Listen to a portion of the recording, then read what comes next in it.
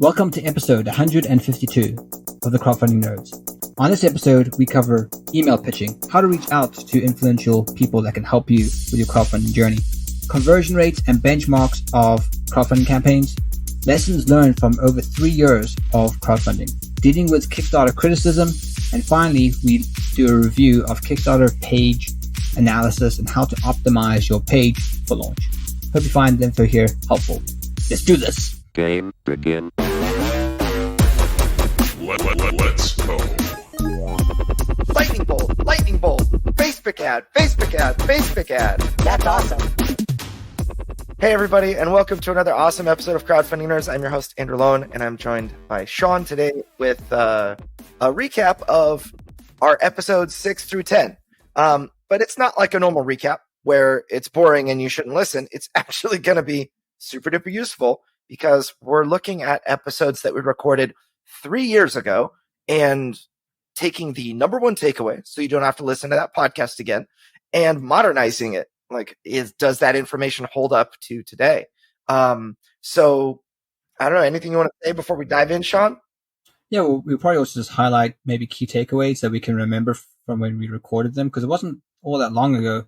And then people can go back and then find those particular nuggets that are in those episodes. That's true. Yeah. So I think that these things are especially helpful for me. Around once a month, we do a little recap, and it's really useful for me to go back, personally and look at the old content, because there are so many things that we had experienced at that time, that I forget about. And so I hope it's useful for you as well.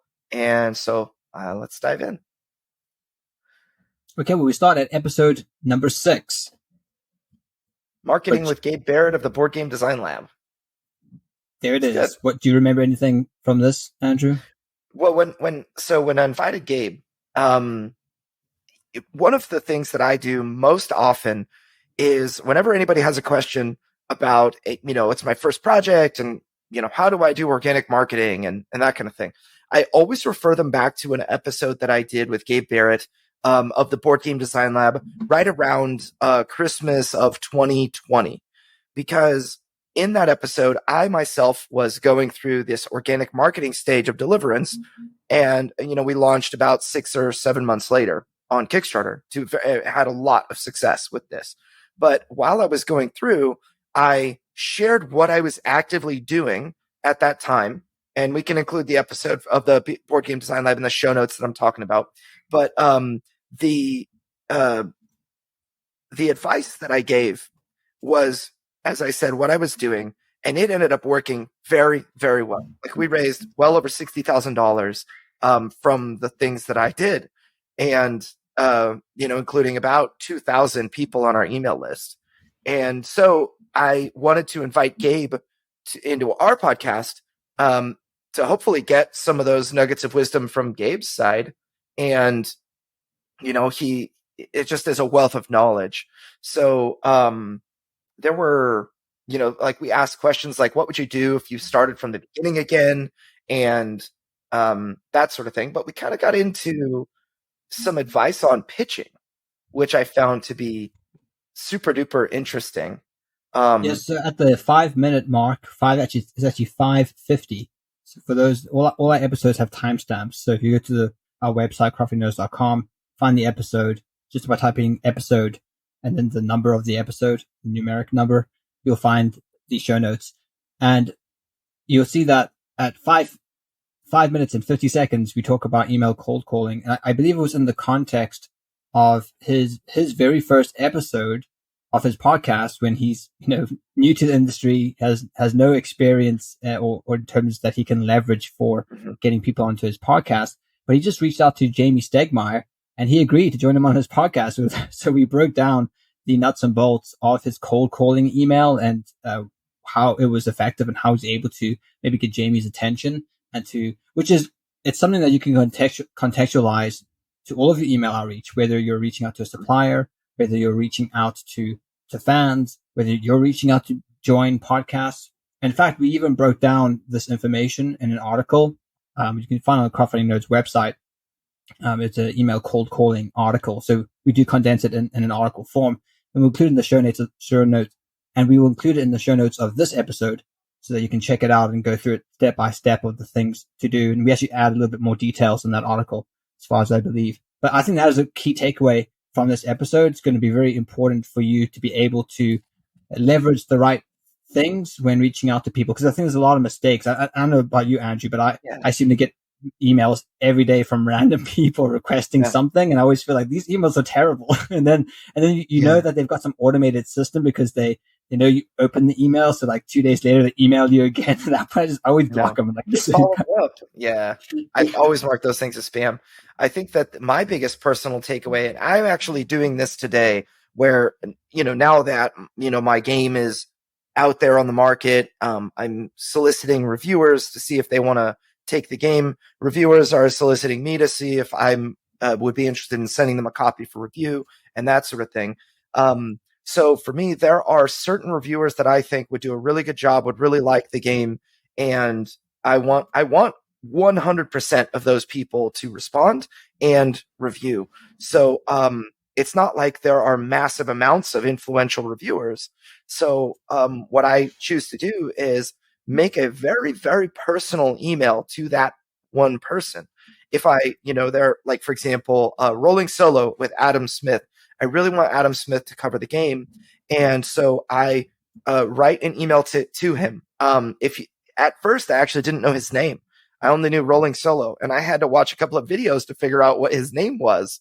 I had to figure out what types of games does he like, what types of mechanics does he like, and that kind of thing. And I figured out, okay, if I pitch Adam Smith like with some knowledge of what he likes, he's going to be much more likely to review. And if he doesn't respond to me, then I can pitch again, but maybe in a different format. Instead of email, I'll find him on Facebook, or instead of on Facebook, I'll hit him up in some other way, like on Discord. And so that's I find that is like making it very personalized is the way to go. That is the way that people will respond. It is extremely, extremely valuable to do that, in my opinion. We've also landed some pretty big. I mean, we got to interview Jamie Stegmaier as well on our podcast and whatnot. But I'm super stoked that with how well this is working for me personally, just in the back end. And it boils down to personalizing your outreach. Yeah, and not being lazy with a copy paste. Right. Email. Yeah. You forget to update the name of the person. Yeah. I mean, if you have like millions of influencers out there, then you can just, copy paste and get like 1% response and, have plenty of people. But that's not really how most industries are with influencers. You've got meaningful influencers, and you don't want to, come across as a fool and get marked as spam because you just copy pasted something. Fool gets marked as spam. Yeah. Yes. Good intro. Yeah. I pity the fool that gets marked as spam. That's good. All right. So, episode number 7. We jump into episode number 7. Let's do it. Okay. So it is, how do you know if your Facebook ads are worth it in the context of GameFound Kickstarter marketing? Very important question to ask because, well, it's actually a bit easier now because you have the Pixel, right? With, it's still not 100%, but you do have a better sort of sense if your ads are working. One thing I think Joe Slack in our community recently asked this question: how do you know if your referral codes for your live Kickstarter campaign, how do you know that these things are actually working? Because they don't seem to pick up too often. And one thing I would always recommend is look at the referral codes, look at your Pixel, but also keep a track of the total number of backers you're getting, and also the average cost per pledge. So if you just, even if it's not 100% accurate, if you just divide your ad spend into the total number of backers for that day, and you do that every day, you'll start to see a pattern of the average pledges you're getting per day and the average cost per day. That way, if you make a change with your Facebook ads and you're seeing significant differences, you can have a pretty good idea that it's working. But we actually didn't cover any of that, I think, in this actual episode. In this episode, we talk more about the post campaign. So I don't know if you want to jump into that, Andrew. Yeah, I actually think that discussion about how do you know if your Facebook ads are effective. The thing that at the time, this is episode 7, we discussed benchmarks of effective leads. So this was kind of a little bit of a pre-marketing and post-marketing analysis. But at show note 1545, 15 minutes and 45 seconds into that podcast, we talked about our benchmarks of effective leads. And those are actually the number one thing that jumps out to me that hold up to today. We talk about you need to get an email lead for $2.50 or less. Actually, I think it might be $3 or less, but our goal is $2.50 or less now. You need to get clicks. Your goal is 20 cents or less, and you need to convert at 10% of the people that go to your landing page. You need to sign up for your email list or better, and other things like that. Those numbers will help you kind of start to sort all the data that you get from Facebook and Facebook Pixel into actionable information. It's like, all right, my landing page only has a 7% conversion rate. That's a huge problem, and we need to figure out how to better that. But that it's at least most likely not your Facebook ad targeting. That's an issue with the landing page. So part of the, how do you know if your Facebook ads are working? The other side of the coin is diagnosing, well, when they're not working, how do you fix them? And so I think that's where this episode really starts to become relevant to folks. And kind of in regard to what you said about tracking, I do think there is this, especially on Kickstarter, because even with the Pixel, you still don't get full information like you do on GameFound. I do think that there's a lot that gets lost in Kickstarter and their tracking metrics and whatnot. But there was in that post a good counterpoint made by Brenna Noonan of, I think, Quillsilver Marketing or whatever. They're kind of like a full service marketing company but they do like graphic design and miniature sourcing and stuff like that for a few projects at a time.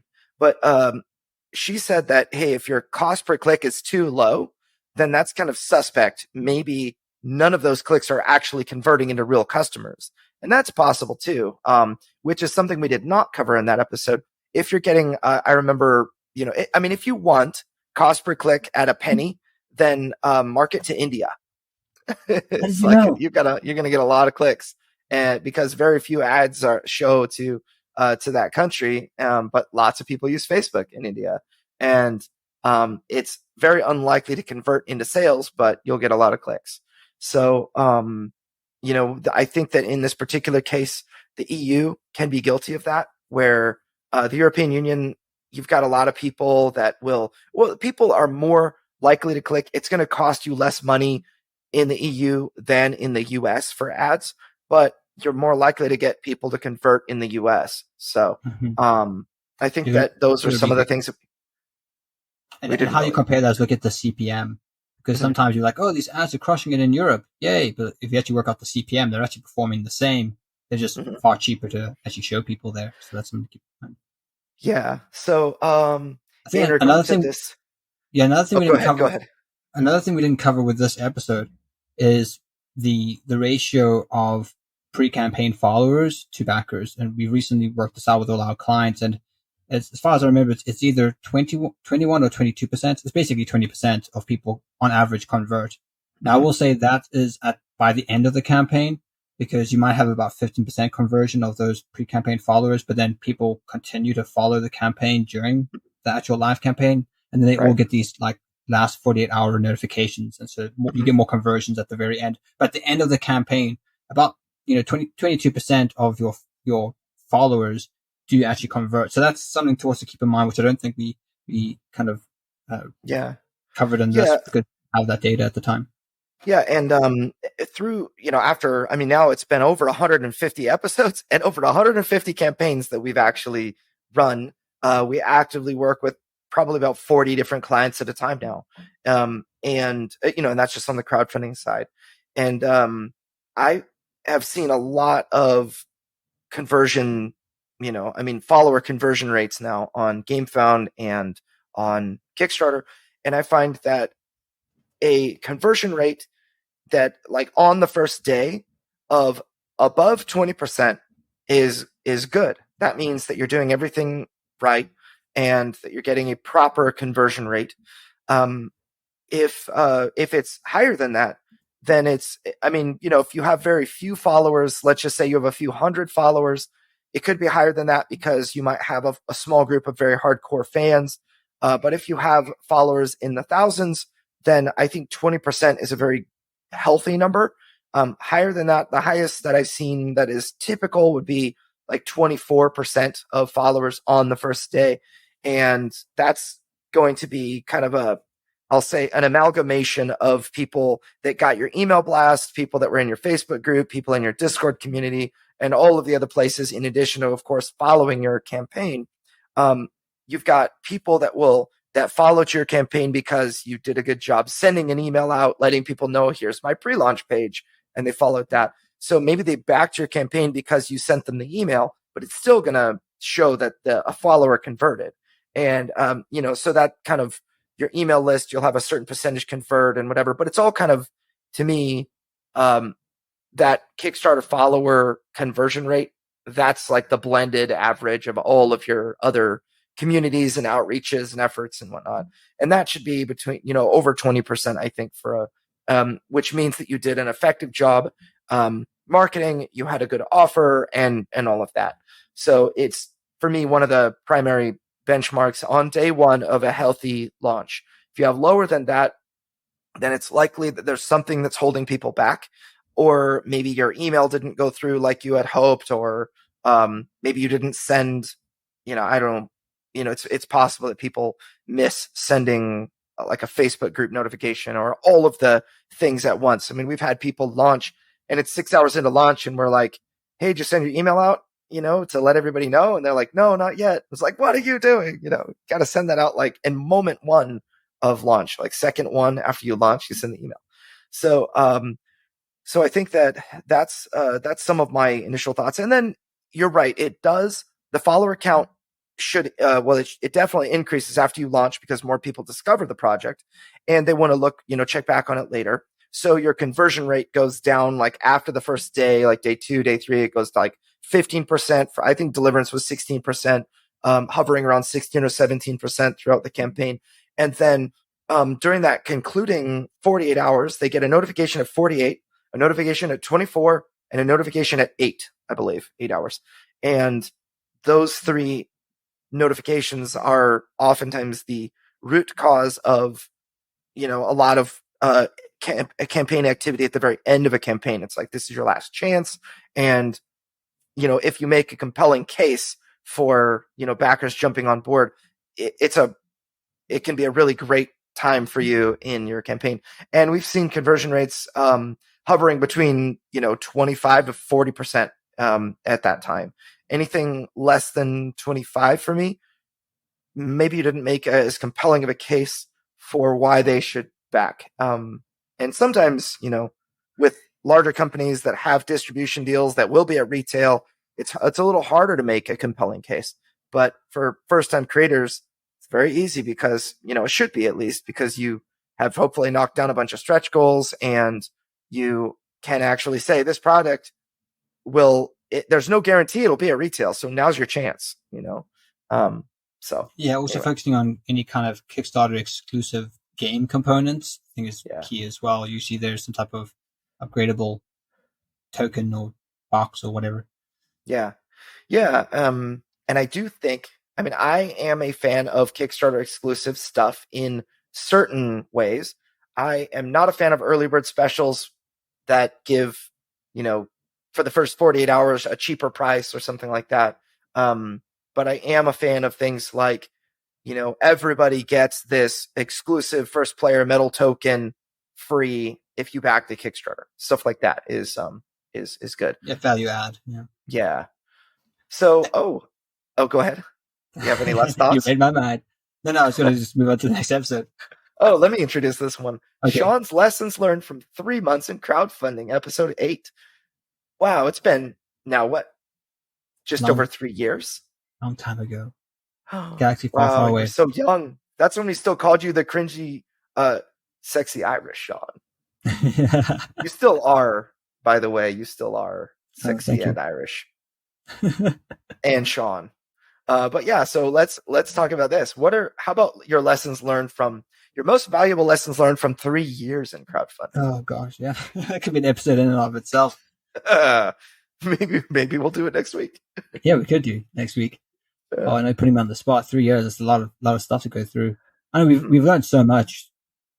I think the importance of of analysis of data is really key to crowdfunding because there's so much data with digital marketing and audience surveys and podcasts and people sharing information everywhere. It can almost be information overload. So having a resource like the Crowdfunding Knows podcast and hopefully can be helpful for people condensing some of this into something useful. So I think, yeah, certainly data analysis is something that you have to kind of, I've learned you have to like spreadsheets. I've become far more competent with spreadsheets in the past 3 years than I ever have been. And it really is a skill worth learning because when you're dealing with so many numbers and so many variables, it's really important that you have some type of competency with the spreadsheets. And if you don't like spreadsheets, then you need to employ people like us who are willing to crunch numbers and be honest with you and show you, hey, this is how things are looking. Yeah, it's something that I find very. I'm not naturally. I don't naturally enjoy spreadsheets. I like talking to people, and I like the customer focused side of the business. Like even in my fulfillment, if somebody has a problem, like there was this guy, his name is Sean, different Sean in the US, not nearly as sexy, not Irish, and he had, we shipped him a t-shirt that was a wrong size. And it was supposed to be like so I guess he was in a 3X, he has lost some weight and he's in a 2X now. And so he switched his order and it didn't get switched in time. So we sent him instructed them to send a 2X. They send out two XLs. Like, dude, like you got two shirts that are both small. Like you cut them each in half and then weave them together and there's your shirt. No, so that didn't work. And so it's for me, I felt like it was important to actually give him a phone call and say, hey, sorry about this and whatnot. And I just enjoy that type of interaction. So it's not natural to me to look at spreadsheets. It's been, ever since I started this business 15 years ago, it's like I guess, yeah, I don't know, 13, 14 years ago. It's been something that has been something I've had to kind of suffer through in a lot of ways. And some of my hires have been specifically focused on people that like spreadsheets, because I don't. But yeah, the data that you can gather, the meaningful data, it's really helpful. But customer surveys, I think for me is my biggest takeaway Yeah. because customer, like actually polling your backers, talking to your backers, that to me is the number one thing. Whenever someone has a problem, if you launch and you didn't fund as much as you had hoped, or if you are having trouble getting people to back a certain pledge level, or people are saying, oh, there's not that much value in this pledge level, like it happened with me in Deliverance. I you can actually talk to your people and they can give you the best ideas. And also you can, when you have your ear to the ground listening to your fan base, you can actually discover what the problems are and fix them. So for me, as a game designer, whenever I'm, like with Deliverance or with other projects that I work on, you want to listen to the play testers to hear what problems they see. They're going to tell you all the solutions, but it's mainly for me about the problems. I need to identify what did they see as a problem. I remember way back in the day when Deliverance was still cardboard and War of the Ring miniatures that I had stolen from the War of the Ring box. Somebody was using a character who's in the game today. Her name is Shula. She's this like kind of light angel, keeper of the light. And he hit something for 2 damage. And he was like, oh, that sucks. It's like something he just felt weak. And I was like, why is that? And he said, you need to turn that up. You need to turn that damage to like 4 and whatever. And he gave me all of his reasons. And, he wasn't that enthused, after his play of my cardboard prototype, and that I made with markers and components off Amazon. And today, that character and that same attack actually deals 1 damage. Less. It deals less damage, but it has a chance to deal 2 if you're in kind of the right conditions. But the character feels much, much stronger. And the what I identified at the time was that the character overall doesn't have like a power spike that you can feel proud of. So when you're dealing 2 damage and then you hit him with your big hit and it deals 3, it just doesn't feel good. So I actually nerfed the character's, we'll say courage builder, or the energy resource builder, to deal 1, and then her main kind of power attack deals 4, and that made all the difference in the world. But the guy didn't. He knew how to kind of diagnose and tell me there was a problem, but the solutions that he proposed wouldn't have really made the game better. And so in the same way, your goal is to diagnose problems from your backers through polling and other types of information that you gain from them, but not necessarily to apply the solutions that they suggest to you. Mm-hmm. So that's kind of my main takeaway. And what I find is extremely lacking in, among most publishers. They, the best publishers talk to their fans. The best publishers know their fans and treat them carefully and special and whatnot. And I think that it's just really easy not to do that. There's so much to do.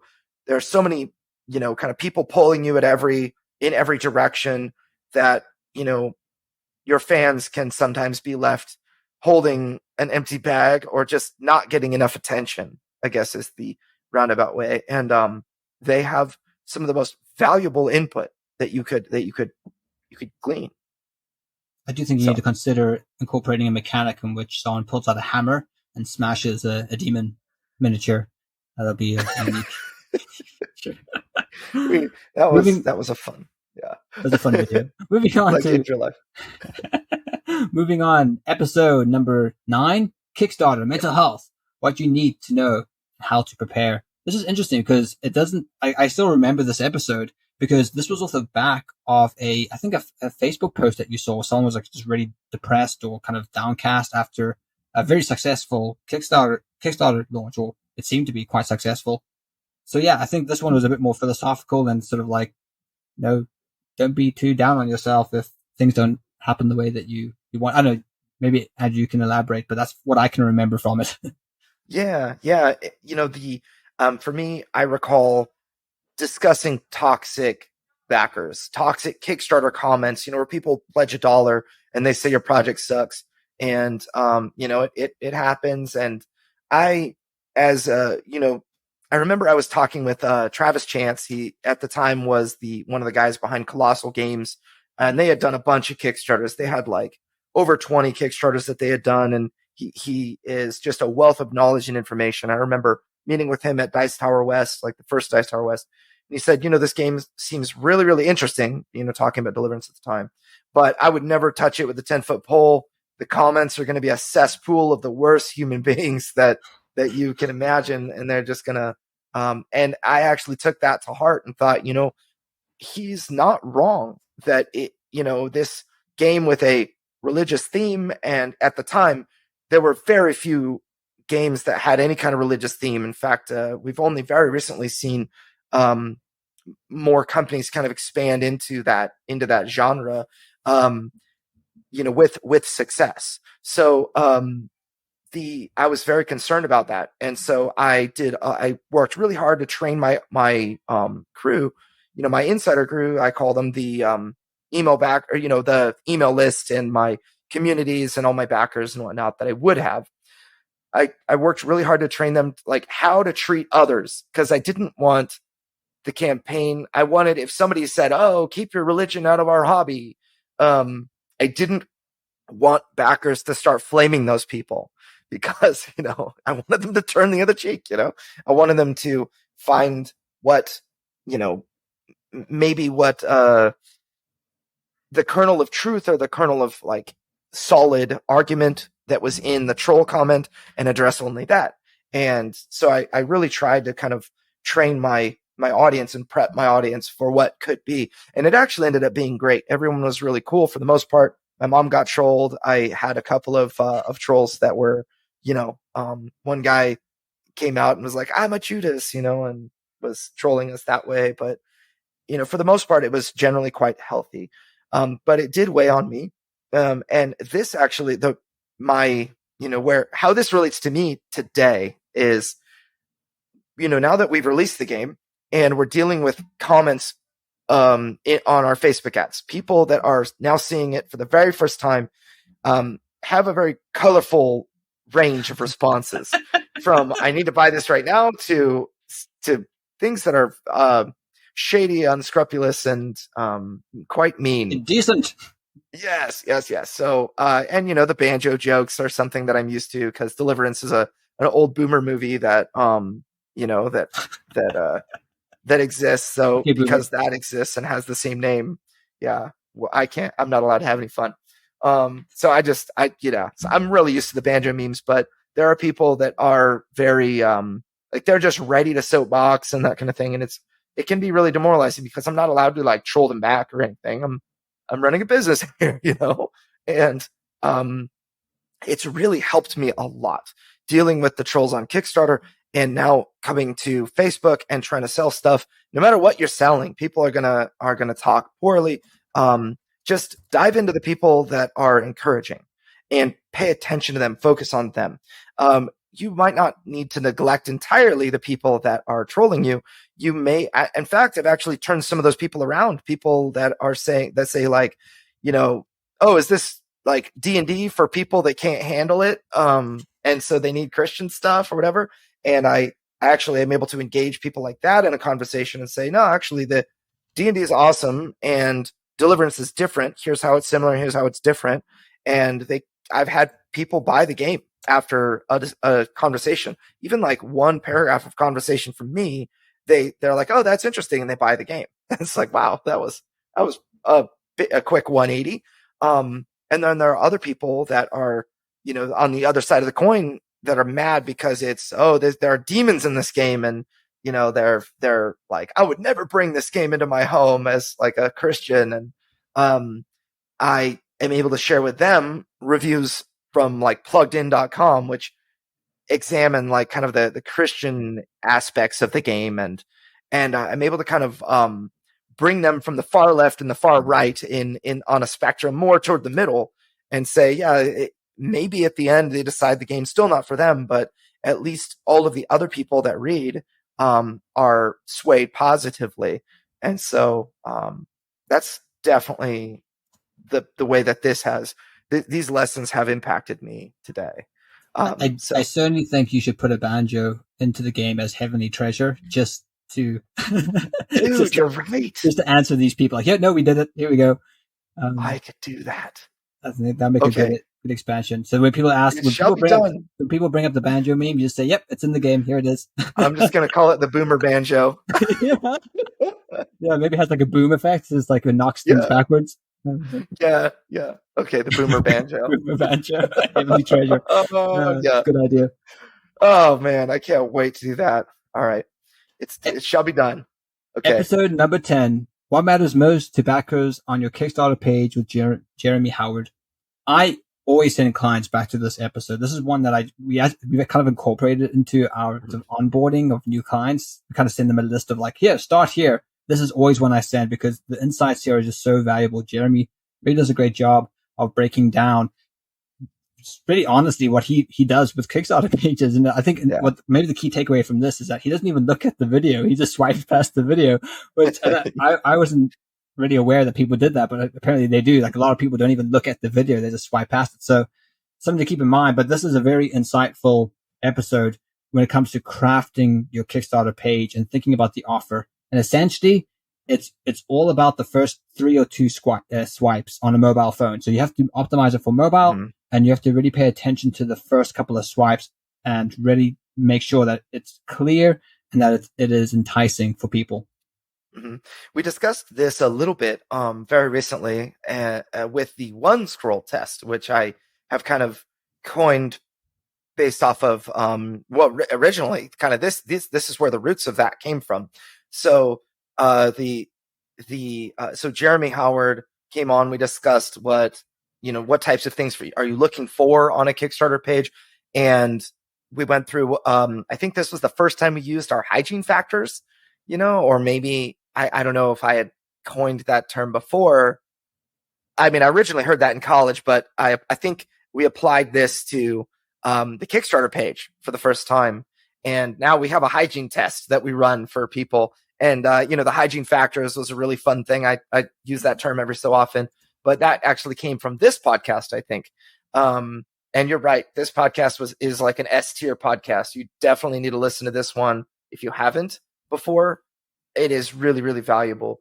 So the 3-scroll test is that you basically need to you need to understand what the game is and what's inside it, and you need to see like how it's played, and it needs to interest you within those 3 scrolls. If you don't latch on to something within those 3 scrolls, then you're going to, you're not going to back that game in all likelihood, as a backer.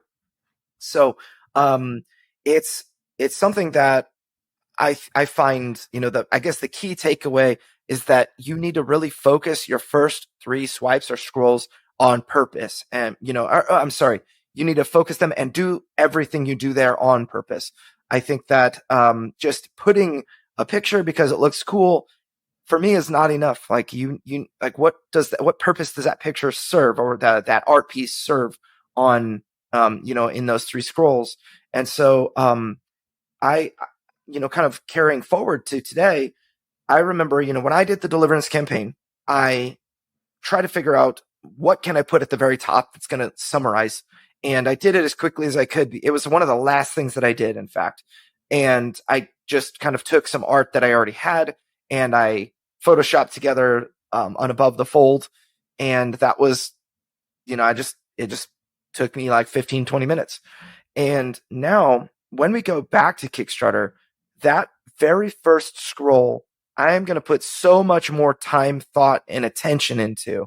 It is extremely important. And my goal really is to teach people what it is. And, Deliverance being an expansion at this time, I need to give people the very, very quick understanding of like what's included in here, what's new, and what's exciting. I think that certain campaigns do this really, really well. Sometimes it almost feels like it writes itself. I like right now we've got Dice Throne X-Men or X-Men Dice Throne, which is a really great campaign that's, ending soon or maybe just ended. That above the fold really looked like it wrote itself because it says Dice Throne and it says X-Men and it shows the X-Men and it's, that's why you buy it.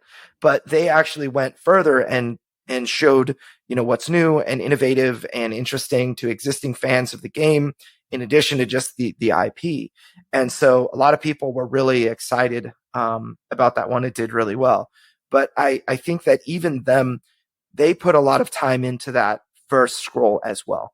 It's like good graphic design. It's like deceptively simple, but it just was so clear as to why that particular game was amazing. And I think, so that's for me what, like 3 years later, I'm looking at Kickstarter pages with a single scroll saying, how does it look on mobile? Is it very clear as to what this is? And if the answer is no, then it's got to change. And many people listening to this might not know that we do offer a Kickstarter page review service. So if you do want us at the Crowdfunding Nerds to give you a detailed report, we literally break down everything on your page we suggest needs improvement. We look at your pledge levels, we look at your shipping, we look at your offer, we look at your imagery, and then we send you a PDF with notes that you can compile and use to improve your page before you launch. That is a service that we do offer. So if you are interested in that, make sure to reach out to us at crowdfundingnerds.com. We can get that ball rolling. The sooner we know, the better, so that we can make sure that we can get it to you on time. And no time is of the essence when you have Kickstarter launch dates looming over the horizons. Yep. Yep. Yeah. So that's, I guess, thus concludes our wrap up of the episode 6 to 10 and our takeaways for, modern times and what mattered most 3 years ago, you know? So I guess maybe, we've got a few minutes left in the podcast. I have something I'm working on, which I know will be, familiar and close to a lot of others listening to this. I'm putting Deliverance on Amazon, and I can't just put it on and let it go. I have to put it on perfectly. I'm looking at, I'm just basically, I'm studying Amazon SEO like crazy right now. And we're eventually going to do an episode on this as to like how to upload a product on Amazon in the best possible way. One thing that I've certainly, having all the experience in SEO that I do, I'm able to kind of cut through garbage and, discern what actually matters in a little bit. But there are some really meaningful differences, and in good ways, in ways that Google should kind of transition. Like keyword density is not nearly as big of a deal. Like you don't need to put board game 100 times in your listing. You should probably actually just put it once, or twice, maybe, any time that it's extremely relevant. And then other times you put board game, maybe switch it to tabletop or whatever, a lot of little things like that. But, in particular, the title of your product is, you generate that in a way that I actually was very, surprised. The bullet points, the like what's called the back end, you've got keywords you can tell Amazon you want to trigger for these keywords and whatnot, and other things too. But I'm working on that right now, and it's definitely boiling and simmering as a very interesting and information filled podcast episode. But so that's what I'm kind of working on right now. We're selling on our website, and maybe a little update on that is in the last week we're approaching about $1,000 a day in sales on our website. And Cool. I think we're at, I don't know, let me look real quick, about 800, a day average. So if I'm looking at the 1st of November through yesterday, we've made $31.99 in gross sales. So I guess it's a little less than that, about 500 a day average. So, but yeah, so, and it scales up and down, but, we're just kind of preparing, I guess, for rain. I think that's one thing that is probably a concept we could probably make an entire podcast about, where when you launch your game and you have 2,000 units, let's say, if your game goes viral and sells out, then that's awesome. But what I find is that every single positive step that I've taken has been hard earned, and anything that has gone, quote unquote viral, it seems like I don't know. I don't think that my campaigns go that way. Like for the most part, our clients' campaigns don't go that way. There are things that you can control, and step by step you build that email list and all of that. And then, when you have an email list of 2,000-3,000 people, you fund $140,000 in a day or whatever. I mean, it looks viral to everyone else, but it's actually very methodical and purposeful. And I think that the same is true when you're post launch and you have your website, you've got your, some review videos coming out and that kind of thing. You need to prepare, with infrastructure. I need to have, for example, little things that I'm working on right now. We just relaunched our website so that it's faster. It was very beautiful and very, very slow, until I want to say like, a week or two ago, and maybe 10 days ago. And that's just like a huge difference maker. If you want to make lots of sales, your website can't be slow. Probably more so in the context of mobile phones and 4G or 3G, right? Not necessarily on computers, because you probably wouldn't notice it on a Wi-Fi connection. Right. Yeah. Like if you have a fiber optic line, then, to your house, you're in the minority. And so you definitely need to kind of plan for those slower connections and whatnot. And then another thing I'm working on setting up an abandoned shopping cart email, which is we have WordPress, so it didn't come standard. But it's little things like that I forget. It's like I know that I need to and I should and whatnot, but it's something that there's so much to do that it's easy to forget about stuff like that.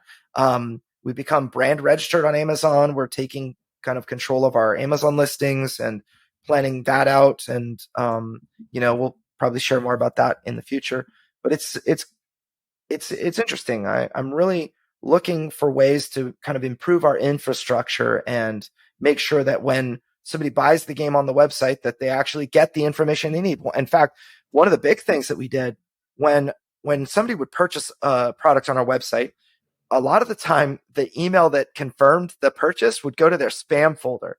And every day I would have people asking me, hey, I bought a game, but I can't tell if I ordered it or not. Can you check? And, the email would either be blocked or sent to spam because of something called SMTP, Secure Mail Transfer Protocol, something that you guys, I'm sure, would love to not hear more about. But it basically allows your website to use your email. So emails that come from support@playdeliverance.com were not being received in inboxes. And imagine if I had scaled the company and we sold $50,000 in one day, I would be, buried to my neck with people asking where their orders were, just from that little thing. So I think that's really what I'm working on now is preparing for rain. I know that we're going to make more sales when I think we've had like 2 reviewers or so maybe post their videos. A couple of people have posted unboxings, but all the reviews are coming. And I know that when we get that level of exposure, we're going to make more sales, and it's best to be prepared so that we can make the most in sales possible from that exposure.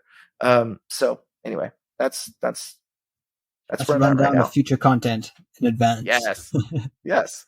Thank you for listening to another episode of Crowdfunding Nerds. If you would like to find out more information about the services we offer and how we can help you level up your crowdfunding, check out crowdfundingnerds.com and make sure to join our Facebook community. The Crowdfunding Nerds community, simply put in the search bar and you'll find it, has over 1,000 members, full of people who are in the same position as you, hoping to level up their crowdfunding. And we jump in there. We can even help out with any questions you might have in the meantime. Thanks for listening, and we'll get you in the next one. Peace. Yeah. And don't forget to upvote, subscribe, review us, and do all the things. Hit the bell. Yeah. Well, that's all the time we have for this week's episode of Crowdfunding Nerds. For more resources, articles, and to listen to past podcasts, please visit us at crowdfundingnerds.com. And if you have a crowdfunding question, we also have a page on our site where you can send a message directly to us. Please visit crowdfundingnerds.com/question. And if your question is a great question, we may include it in a future podcast. Thank you all again for listening to this week's episode, and we'll see you next week. Stay nerdy.